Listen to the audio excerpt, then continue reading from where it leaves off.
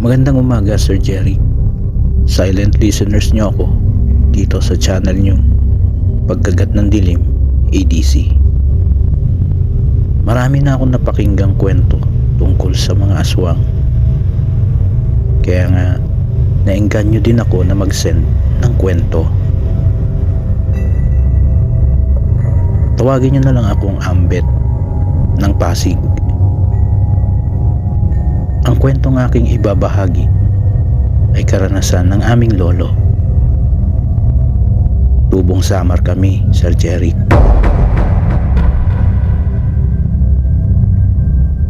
Tawagin na lang natin ang lolo kong si Lolo Turing.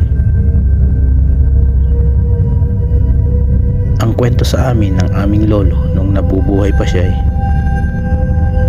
ang tungkol sa karanasan niya at ng kaibigan niyang tawagin na lang nating Indo. Noong kabataan nila, ang tanging libangan nila ay ang manirador ng ibon sa bukid at sa mga kakahuyan.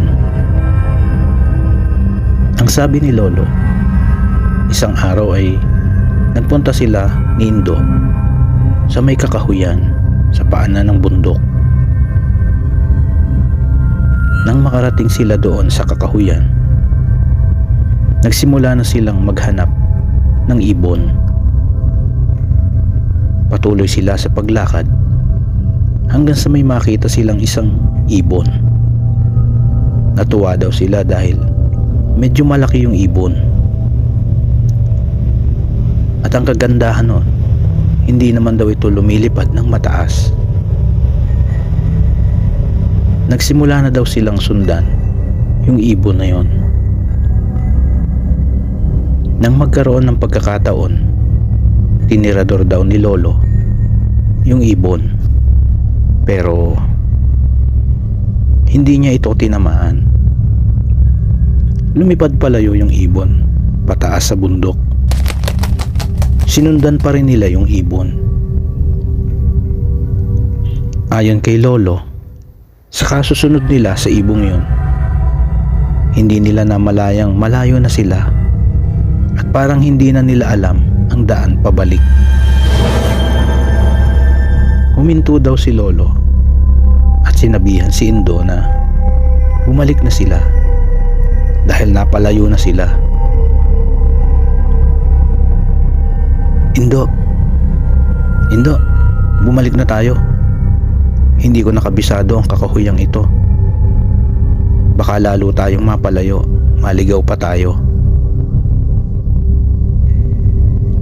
At ayun nga, bumalik na ang dalawa.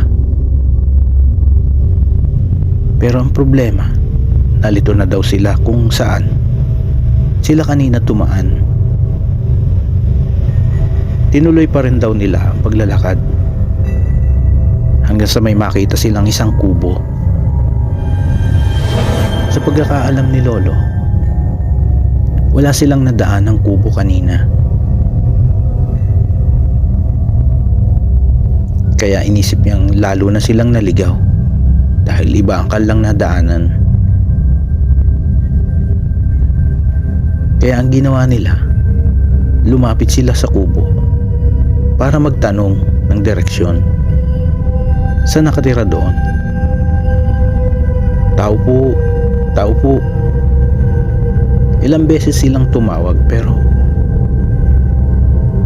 walang sumagot o lumabas sa kubo.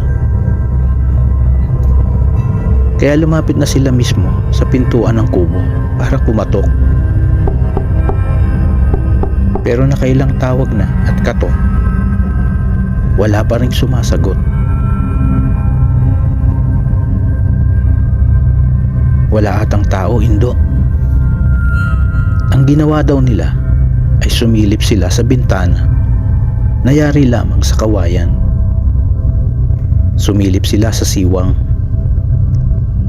Pagdikit pa lamang daw ng mukha nila sa siwang ng bintana, naamoy agad nila ang malansang amoy.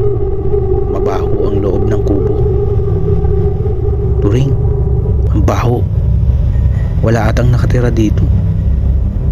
Amoy may patay na hayop sa loob. Medyo madilim sa loob ng kubo pero aninag ang nasa loob noon. Kung ano-anong bote at garapon na parang kung ano ang laman noon. Umikot daw sila lolo sa likod ng kubo.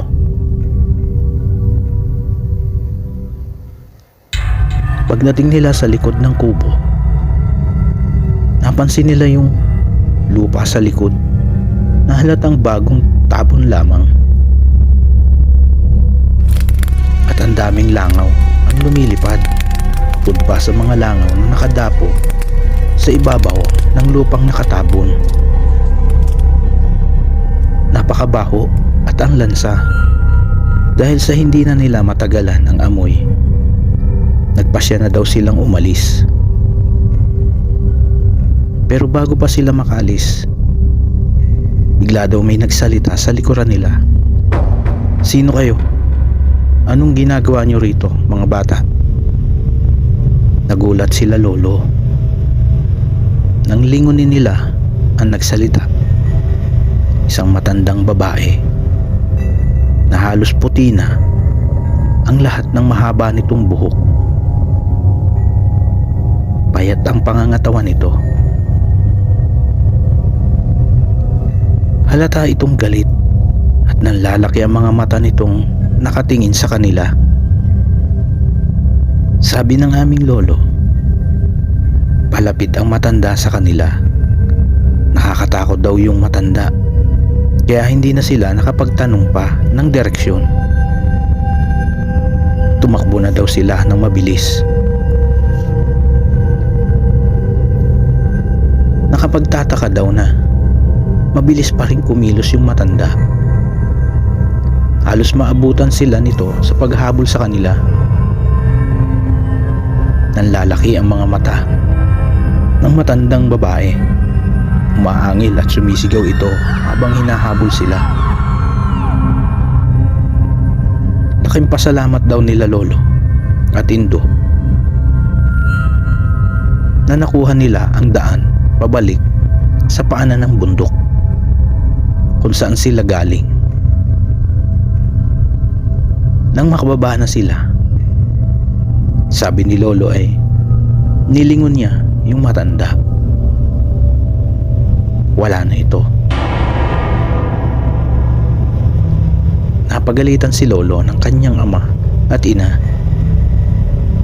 Tinanong siya kung saan siya nagpunta. Napilitan daw si lolo na sabihin kung saan sila ni Indo nagpunta. At binanggit din niya ang tungkol sa matandang babae sa bundok na humabol sa kanila. Binilinan si lolo ng kanyang ama na huwag nang babalik sa bundok kung saan naroroon yung matanda. Balitang balita na doon nakatira yung hinihinalang aswang na maaaring iyon ay yung matandang babae sa bundok. Lumipas daw ang ilang buwan. Nabalitang may ilang mga nangangaso ang nakita ang kubo ng matanda, pero wala nang nakatira roon. Pinasok ang kubo at nakita ang kung ano-anong bote at garapon. Napakabaho daw ng laman. Ilan ding buto ng patay na hayop ang nakita sa loob ng kubo. Nakita rin ang ilang pira-pirasong buto na nakalibing sa likod ng kubo. Hindi malaman kung buto ng hayop o tao, pero malakas ang suspetsa na sa tao dahil sa mga pirasong tela na kasamang nakita sa hukay. Dahil nga sa hinihinala nilang aswang ang dating nakatira doon, sinunog na lamang nila yung kubo. At nang hindi na matirhan pa, at dahil na rin sa napakabaho at masangsang na amoy sa paligid noon,